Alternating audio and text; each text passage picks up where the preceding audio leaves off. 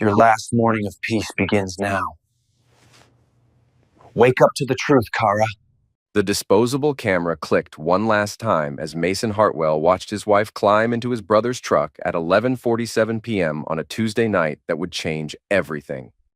Through the cracked windshield of his delivery van, parked 3 blocks away in the shadows of Millfield's abandoned steel plant, he counted the seconds they spent kissing before Kara finally pulled away and walked toward their front door. 43 seconds. 43 seconds that erased 18 years of marriage, 2 mortgages, and every shared memory that had meant anything to him. Mason lowered the camera and stared at his hands. They weren't shaking anymore. That was the strangest part. For weeks, his hands had trembled every time he thought about what he suspected. Now, with proof burning in his palm like a piece of evidence that could destroy lives, his hands were steady as stone. He started the van and drove the long way home, taking the route through downtown Millfield that passed all the closed storefronts and empty lots where prosperity used to live. The dashboard clock read 12:03 a.m. when he pulled into his driveway. The house was dark except for the porch light Kara always left on for him after his late deliveries. Inside, she was already in bed, covers pulled up to her chin, breathing the deep, even breaths of someone who had no trouble sleeping. Mason stood in the doorway for a full minute, studying her face in the dim light from the hallway. She looked peaceful, innocent, like the woman he'd married 19 years ago when they were both young and stupid and thought love was enough to build a life on. "You're late," she murmured without opening her eyes. "Traffic," Mason said. It was easier than explaining he'd spent 3 hours following her and his brother Jace through their Tuesday night routine of lies. "There's leftover meatloaf in the fridge." "Thanks." He changed into his pajamas and brushed his teeth like it was any other night, like he hadn't just photographed his wife betraying him with the only family he had left. Like the foundation of his entire existence hadn't just crumbled into dust. In the kitchen, he sat at the table and ate cold meatloaf while staring at the disposable camera. 27 pictures. 27 pieces of evidence documenting 3 weeks of surveillance he'd hoped would prove him wrong. Instead, they'd proven him right in ways that made his stomach turn. The first photo was innocent enough. Kara leaving the real estate office where she worked part-time, talking on her phone. The second showed her getting into Jace's truck instead of her own car, which was supposedly in the shop. By the 20th photo, they were at the Riverside Motel on Route 9. And by the 27th, Mason had documentation of an affair that had probably been going on for months. He finished the meatloaf and washed the dish. Dried it, put it away. Normal motions for a normal night in a normal marriage that no longer existed. Upstairs, Kara was still sleeping, still breathing those peaceful breaths. Mason lay down beside her and stared at the ceiling until dawn crept through the blinds. Somewhere in those hours between midnight and sunrise, the man he'd been for 42 years quietly died, and someone else took his place. Someone who understood that justice wasn't something you waited for. It was something you created. The next morning, Kara made coffee and toast like she always did, humming while she moved around the kitchen in her bathrobe and slippers. She kissed his forehead before he left for work, and Mason almost flinched at the casual intimacy of it. "I'll be home late tonight," she said. "Book club." "Which book?" The question caught her off guard. In 18 years of marriage, he'd never asked about her book club selections. It's a romance novel." "You wouldn't like it." "Try me." "The Bridges of Madison County." Mason nodded and kissed her goodbye. The lie came so easily to her, he wondered how many others he'd missed over the years. There was no book club. Tuesday nights were her standing appointment with Jace at whatever cheap motel they'd picked for the week. Thursday nights, too, based on his surveillance. Always the same pattern. She'd leave work early, meet Jace at his gym, and disappear for 3 hours before coming home with some excuse about errands or friends or volunteer work. He'd been tracking their movements for 3 weeks now, ever since he'd started noticing the small things that didn't add up. The new underwear, the way she turned her phone face down during dinner, the sudden interest in jogging when she'd never exercised a day in her life, the credit card charges at restaurants he'd never been to. Mason drove his delivery route on autopilot, his mind working through possibilities. He could confront them directly, but that would only lead to denials and gaslighting. He could file for divorce, but in a no-fault state like Pennsylvania, he'd lose half of everything and probably end up paying her alimony. He could do nothing and live with the knowledge that his wife and brother thought he was too stupid to figure out what they were doing. Or he could do something else entirely. The idea came to him while he was delivering a package to the industrial district on the east side of town. Rows of abandoned warehouses and empty lots stretched as far as he could see, casualties of the economic collapse that had hollowed out Millfield like a cancer. But in all that emptiness, he spotted something useful. A small garage bay with a "for rent" sign that looked like it had been there for months. Mason parked the van and walked over to check it out. The garage was maybe 20 by 30 feet with a roll-up door, concrete floors, and electrical service. The kind of space where a man could work on projects without interference. The kind of space where a man could plan. He called the number on the sign from a payphone at the gas station across the street. The landlord was eager to make a deal. $200 a month, first month up front, no questions asked as long as the rent was paid on time. Mason told him his name was Frank Miller and paid cash from his emergency fund, the money he'd been saving for their 20th anniversary trip to Hawaii. By the end of the week, he had a key to his new workspace and a clear picture of what came next. The first step was intelligence gathering. Mason had always been good at being invisible. It was a skill that came with 20 years of delivering packages to people who barely acknowledged his existence. He used that invisibility now, tracking Kara and Jace's movements with the patience of a hunter who had all the time in the world. He learned that Jace's fitness training business was barely breaking even, kept afloat by loans from their mother and a handful of wealthy clients who paid premium rates for personal attention. He learned that Kara's real estate career was more successful than she'd let on, with commissions she'd been hiding in a separate bank account. He learned that they'd been planning this affair for months, maybe years, building towards some kind of endgame that probably involved her leaving him for his brother. The second step was preparation. Mason began visiting the garage every evening after work, telling Kara he was picking up overtime shifts. He installed a small TV, a mini fridge, and a cot. He bought a police scanner and a collection of prepaid phones. He created a timeline of their activities and pinned it to the wall like a detective working a case. Most importantly, he started getting in shape. Not the flashy gym rat kind of fitness that Jace promoted, but the practical, functional strength that came from hard work and discipline. He did push-ups and sit-ups and pull-ups until his muscles screamed. He ran the abandoned railroad tracks that cut through the industrial district until his lungs burned. He wanted to be ready for whatever came next. The third step was psychological warfare. It started small. Mason created an anonymous email account and sent Jace's business landlord photos of health code violations at the gym. Towels left unwashed, equipment improperly maintained, safety protocols ignored. Within a week, Jace was dealing with surprise inspections and formal complaints that threatened his business license. Then Mason called Kara's real estate broker, again anonymously, with concerns about her handling of client funds. Nothing illegal, just enough questions to trigger an internal audit that would tie up her commissions for months. The beauty of it was the randomness. Neither Kara nor Jace could connect their sudden problems to Mason because he was just the invisible husband, the reliable delivery driver who came home every night and ate dinner and watched TV like nothing had changed. But Mason was changing. Every night in the garage, working out and planning and preparing for the next phase, he could feel himself becoming someone different, someone harder. Someone who understood that nice guys didn't just finish last, they finished alone and betrayed and forgotten. His daughter Mira noticed the change first. She was 17, smart as a whip, and perceptive in the way that teenagers could be when they weren't buried in their phones. "Dad, are you okay?" she asked one evening when he came home from the garage. "You seem different lately." "Different how?" "I don't know, quieter. Like you're thinking about something all the time." Mason looked at his daughter, tall and thin like her mother, but with his dark eyes and stubborn chin, and wondered how much she knew. Teenagers were expert lie detectors when it came to their parents. They could sense dysfunction from a mile away. "Just work stuff," he said. "Nothing for you to worry about." But Mira was right. He was different. The old Mason would have confronted Kara directly, demanded explanations, pleaded for another chance. The new Mason understood that confrontation was just another word for weakness. The new Mason was playing a longer game. 3 weeks into his campaign of psychological warfare, Mason escalated to the next level. He'd been monitoring police radio traffic for weeks, learning the patterns of patrol schedules and response times. He knew that Tuesday nights were slow in the industrial district, with most officers focused on downtown bar fights and domestic disputes.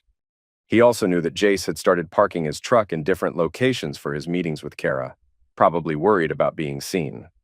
On a cold Tuesday in November, Mason waited in the shadows outside the Sleepez Inn on Route 9 until Jace emerged from room 237 at 10:30 p.m. Kara had left 10 minutes earlier, as was their pattern. Jace always stayed behind to shower and clean up, trying to eliminate any evidence of their meetings. Mason was waiting by Jace's truck when his brother walked out of the motel. He wore a ski mask and dark clothing, carrying a tire iron he'd found in one of the abandoned warehouses. "What the heck?" Jace started to say, but Mason was already moving. He swung the tire iron at Jace's knee, not hard enough to break it, but hard enough to drop him. Then he stood over his brother and spoke in a voice he'd been practicing for weeks, deeper and rougher than his normal tone. "Stay away from married women." Jace tried to get up, and Mason hit him again, this time in the ribs. Not to seriously injure, just to make a point. "I said stay away from married women." "Who are you?" Jace gasped, clutching his side. Mason didn't answer. He just walked away, disappearing into the darkness between the motel and the highway. By the time Jace called 911, Mason was already back in his van, driving home through the back roads of Millfield like he'd never left. The police report listed it as a random mugging, though nothing was stolen. Jace spent the night in the emergency room getting x-rays that showed bruised ribs and a slightly torn meniscus. He told the investigating officers he had never seen his attacker before, couldn't identify him, had no idea why anyone would want to hurt him. But Mason knew that Jace was smart enough to connect the dots. The warning about married women wasn't subtle. It was meant to plant seeds of paranoia, to make Jace wonder if someone knew about the affair and was willing to do something about it. The next morning, Kara was unusually agitated. She kept checking her phone and making excuses to leave the house. When Mason asked if everything was okay, she snapped at him about leaving dirty dishes in the sink. Classic deflection behavior, he realized. She was stressed about something but couldn't tell him what. "I heard there was an incident at that motel on Route 9 last night," Mason said casually while reading the newspaper. "Some guy got mugged in the parking lot." Kara froze with her coffee cup halfway to her lips. "Really? That's terrible." "Yeah, the article says it might have been random, but you never know. Could have been someone who knew the victim. Maybe he was doing something he shouldn't have been doing." She set down her coffee cup harder than necessary. "Why would you say that?" "Just thinking out loud. Sometimes people get hurt because they put themselves in dangerous situations." Mason watched his wife's face and saw the fear creeping in. She was smart enough to know that attacks on cheating spouses weren't unheard of. She was also smart enough to know that her husband wasn't as oblivious as he pretended to be, but she wasn't smart enough to stop seeing Jace. The affair continued, just with more precautions. They changed motels more frequently, met at different times, used cash instead of credit cards, all of which made them easier to track because predictable patterns were harder to hide than random ones. Mason began phase 2 of his plan. He'd been studying Kara's real estate business for weeks, learning about her clients and deals and professional relationships. What he discovered was that her success came from cutting corners and bending rules in ways that weren't illegal but weren't exactly ethical either. She had a talent for manipulation that served her well in sales but could be turned against her with the right pressure. Mason started with her biggest client, a wealthy developer named Patricia Vance, who was looking to buy commercial properties in the downtown area. Using one of his anonymous email accounts, Mason sent Patricia documentation of Kara's hidden bank account and evidence that she'd been skimming commission fees from other clients. He presented it as a concerned citizen looking out for local investors. The result was exactly what Mason had hoped for. Patricia pulled out of her deals with Kara and spread the word through Millfield's tight-knit business community that Kara Hartwell might not be trustworthy.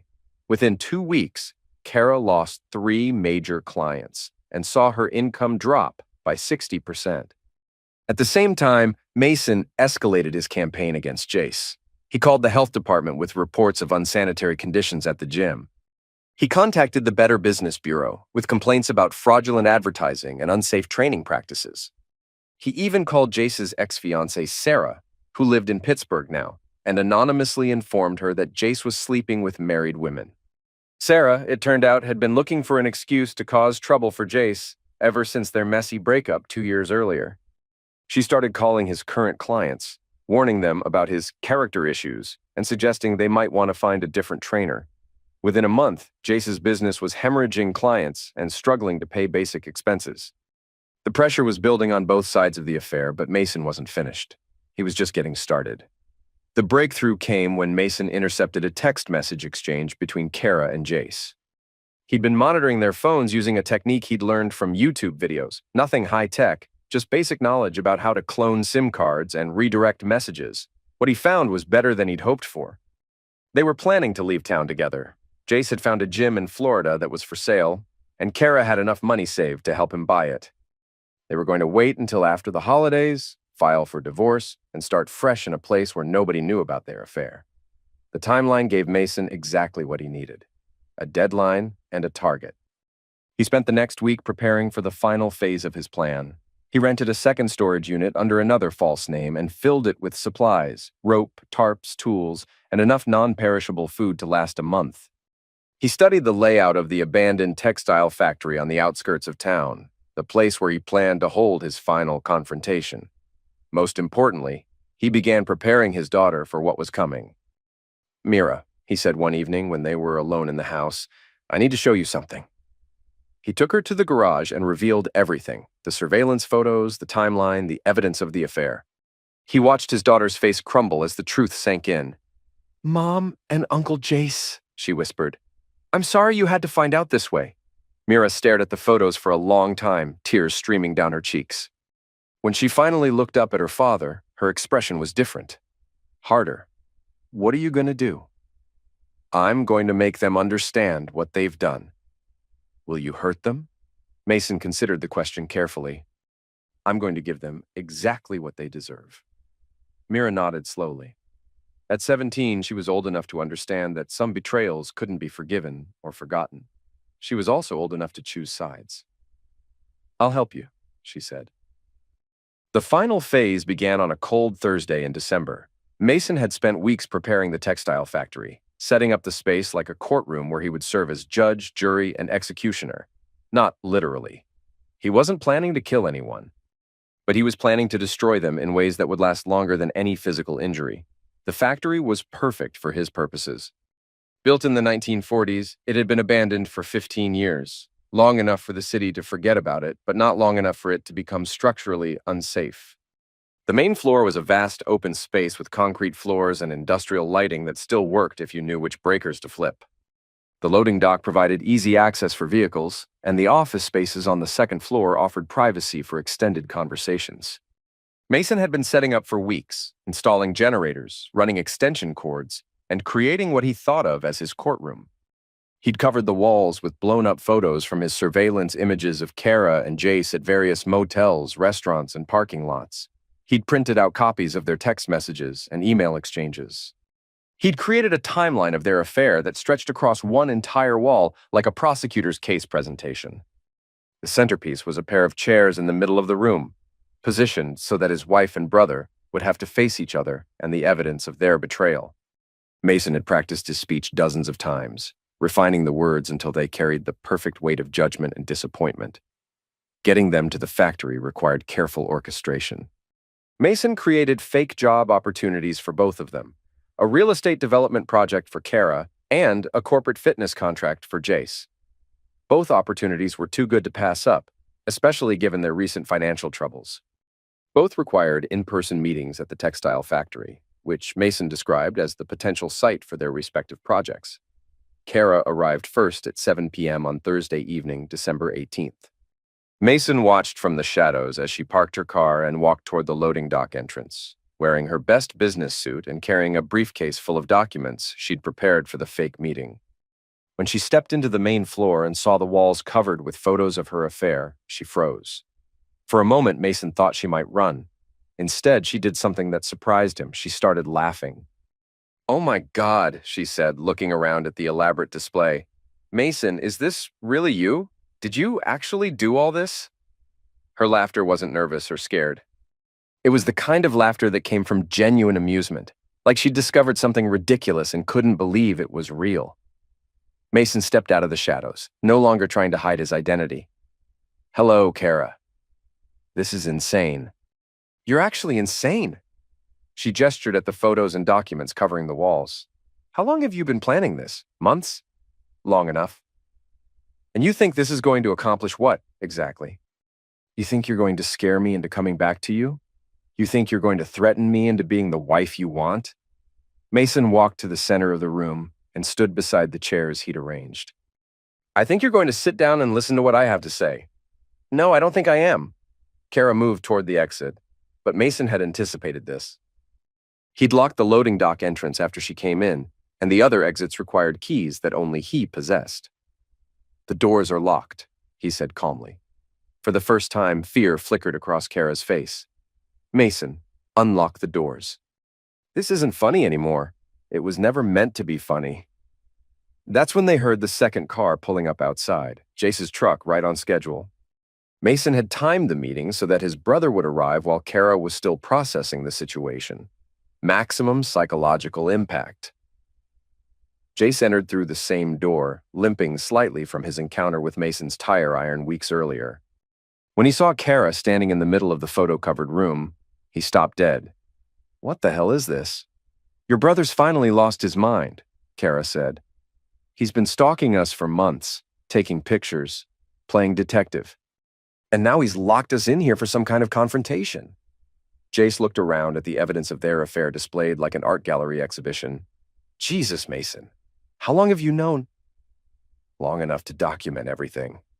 Long enough to ruin both your businesses, long enough to make you wonder who else might be watching you. The realization hit Jace like a physical blow. The mugging, the business problems, the health department inspections. That was all you? Mason nodded. Just the beginning. You son of a witch! Jace started toward his brother, but Mason pulled out a tool he'd bought from a private seller at the show 3 months earlier. Sit down, Mason said quietly. The Colt changed everything. Kara and Jace moved to the chairs, no longer treating this as an elaborate prank or a psychological breakdown.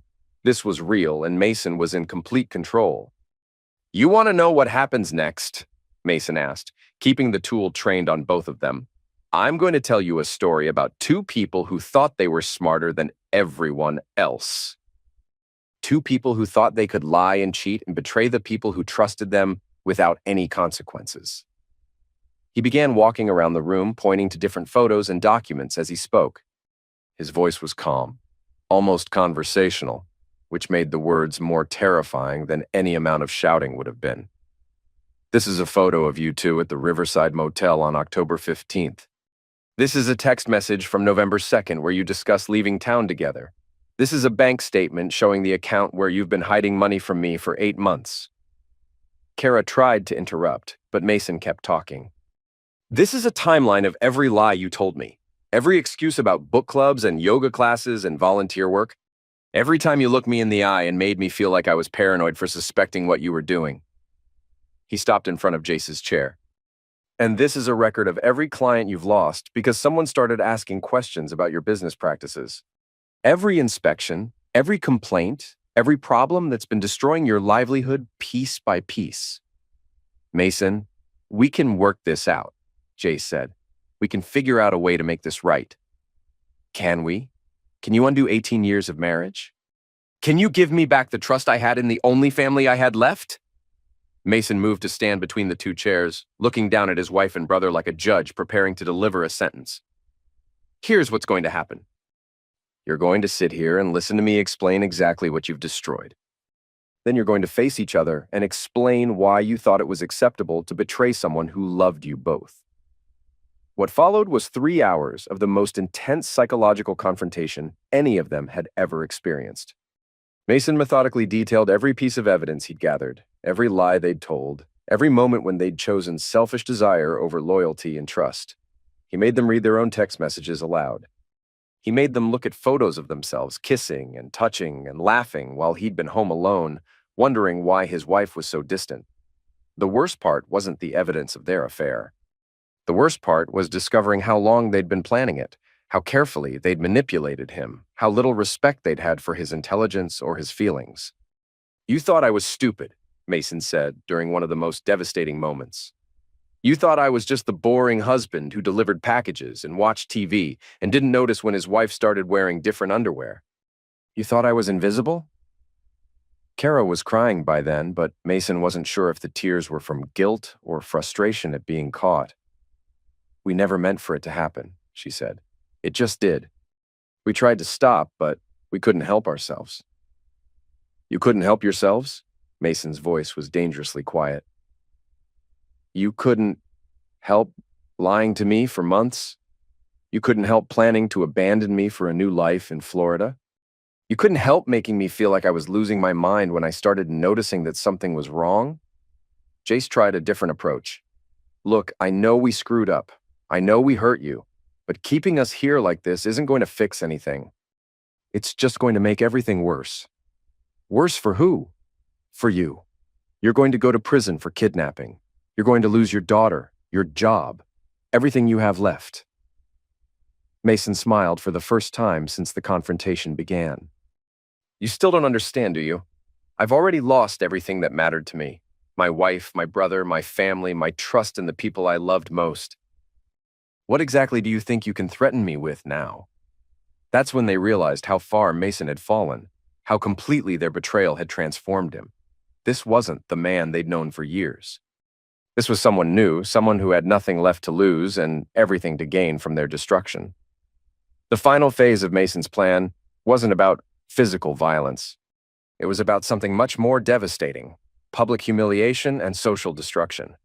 While Kara and Jace were locked in the factory confronting their crimes, Mason's daughter Mira was executing the final phase of their plan. She had copies of all the evidence her father had gathered, and she was systematically destroying her mother's and uncle's reputations throughout Millfield.